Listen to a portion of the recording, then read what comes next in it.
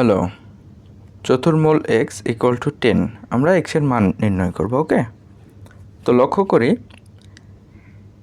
চতুর্মূল মানে কি, আমাদের 4 ঘাত বানাতে হবে, তাহলে এই 4কে আমরা আউট করতে পারবো। সো x পাওয়ার 1/4 মিন্স চতুর্মূল ইকুয়ালস টু 10 লেখা যায় তো।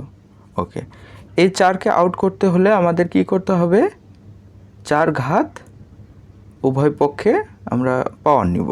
So x power 1/4 power 4 equal to 10 পাওয়ার 4। তাহলে উভয় পক্ষকে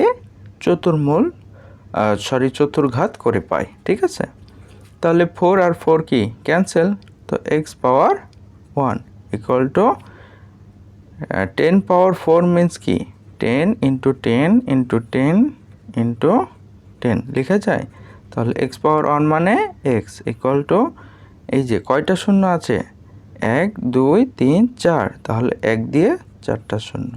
দিস ইজ অ্যান্সার। ঠিক আছে, থ্যাংক ইউ।